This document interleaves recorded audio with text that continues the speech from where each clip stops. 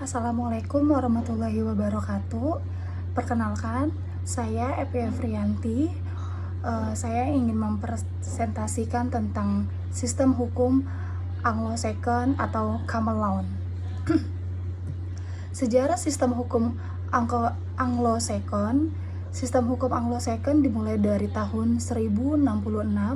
Pada masa ini berlangsung pembentukan Common Law, yaitu masa di mana terjadinya penerapan sistem hukum secara luas dengan menyampaikan hukum-hukum setempat yang berlaku lokal. Pengaruh penaklukan bangsa Normandia terhadap hukum di Inggris adalah salah satu sisi hukum. Kebiasaan setempat masih tetap diakui karena William berjanji memelihara hak-hak dan hukum kebiasaan setempat. Pada sisi lain, pada waktu yang sama, pemerintah orang Normandia membangun pemerintahan pusat yang kuat dan secara perlahan pengawasan pemerintah pusat terhadap pelaksanaan hukum terus meningkat dan mengakibatkan kemunduran pengadilan-pengadilan setempat. Pada masa pemerintahan Raja Harry yang kedua, telah ditetapkan hal-hal di antara lainnya. Pertama, untuk kepastian hukum dibuat kitab dalam bahasa Latin yang menguraikan hukum Inggris pada keduanya.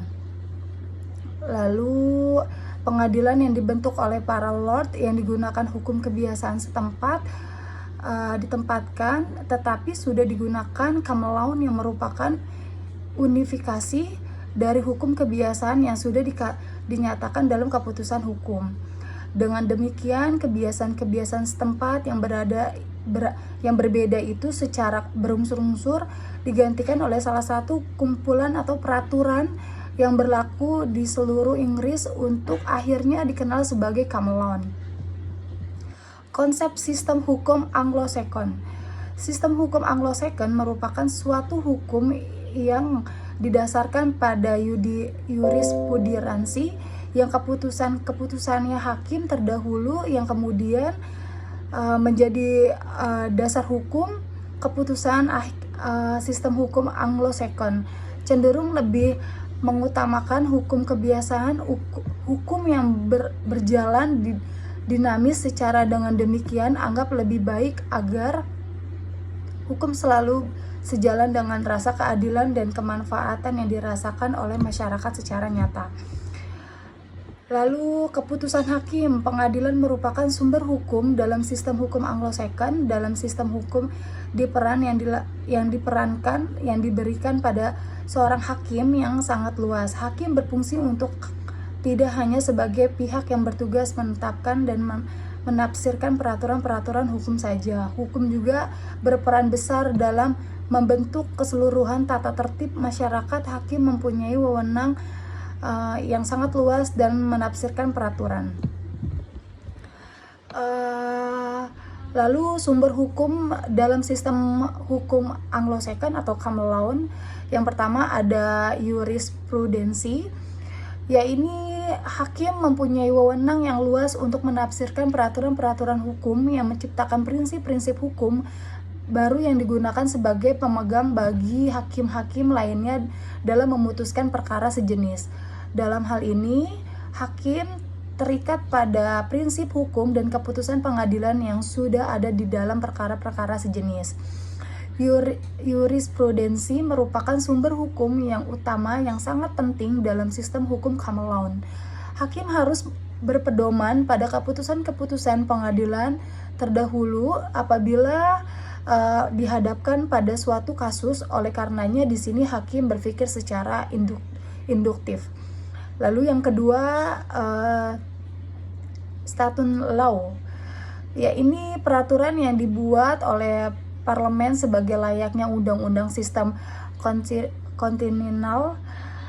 Common law merupakan sumber hukum kedua setelah judiris ya untuk melaksanakan status pembuatan peraturan pelaksanaan atau sistem-sistem pemerintah yang bersangkutan. Fungsinya pelengkapan common law yang terkadang memiliki celah-celah dan tidak ditunjukkan oleh mengatur sesuatu permasalahan secara penyeluruh. Lalu yang ketiga, custom, ya ini kebiasaan yang sudah berlaku selama berabad-abad di Inggris sehingga menjadi sumber nilai-nilai. Dari nilai-nilai ini hakim memanggil serta membentuk norma-norma semacam custom, yaitu lokal custom, kebiasaan setempat, atau kebiasaan yang menyangkut perdagangan. Lalu ada yang keempat, akal sehat, respon atau common sistem berfungsi sebagai sumber hukum jika sumber hukum yang lainnya tidak memberikan penyelesaian terhadap perkara yang sedang ditangani oleh hakim. Artinya tidak dapatkan norma hukum yang mampu memberikan penyelesaian mengenai perkara common law. Ketika menghadapi masalah hukum, ditentukan norma-norma hukum dan sumber-sumber hukum yang lainnya. Dengan respon hakim bentuk untuk menemukan norma-norma hukum untuk memberikan keputusan. Lalu kebiasaan, kelebihan dan kekurangan sistem hukum common law atau Anglo-Saxon. Sistem hukum common law menerapkan lebih mudah terutama pada masyarakat dan negara-negara berkembang karena sesuai dengan perkembangan zaman. Pada para ahli dan praktisi hukum lebih menonjol digunakan oleh hukum yang memutuskan perkara. Sumber-sumber hukum berdiri dari keputusan-keputusan hakim, kebiasaan-kebiasaan serta dan peraturan-peraturan tertulis undang-undang dan peraturan administrasi negara. Walaupun banyak landasan bagi terbentuknya kebiasaan dan peraturan tertulis dan diberikan dari keputusan-keputusan dan pengadilan, sehingga sumber hukum yang ada setelah teruji dalam menyelesaikan sesuatu perkara sebelumnya. Lalu kepastian hukum lebih dihargai apabila dilihat dari sistem perkara peradilan di negara Anglo-Saxon, yaitu sistem juri. Menurut sistem ini, dalam suatu persidangan perkara pidana, para jurilah yang menentukan apakah terdakwa untuk tertunduk di permasalahan tersebut atau tidak bersalah di dalam masalah tersebut. Setelah pemeriksaan selesai, jika juri memutuskan bersalah, barulah hakim berperan menentukan berat ringannya pidana sejenis pidananya. Bila juri menentukan tidak bersalah, maka hakim membebaskan terdakwa yang tertentu. Keempat, juri juga digunakan dalam sistem hukum. Ini adalah orang-orang sipil yang mendapatkan tugas negara untuk berperan sebagai juri dalam persidangan perkara. Juri ditunjukkan oleh negara secara acak dan seharusnya orang-orang yang didudukan secara netral dengan asumsi juri adalah orang awam dan tidak mengetahui sama sekali latar belakang perkara yang sedang disidangkan. Kedua, pihak yang perkara kemudian diberikan kesempatan untuk mewawancara atau menentukan juri pilihannya sehingga menetralkan semua keadilan dapat kita terlihat nyata. Hakim memiliki peran yang sangat besar dan dalam menentukan seluruh tata kehidupan masyarakat. Karena hakim memiliki wewenang yang sangat luas untuk menafsirkan peraturan hukum yang berlaku. Selain itu, menciptakan prinsip-prinsip hukum yang menjadikan pegangan bagi hakim-hakim lainnya yang menuntutkan perkara-perkara sejenisnya. Jenis adanya keputusan yang sudah dianggap tidak sesuai lagi dengan perkembangan zaman, hakim dapat menetapkan keputusan baru berdasarkan nilai-nilai keadilan, kebenaran, dan akal sehat, sehingga keputusan-keputusan yang benar sesuai kenyataan dan menyesuaikan perkembangan masyarakat.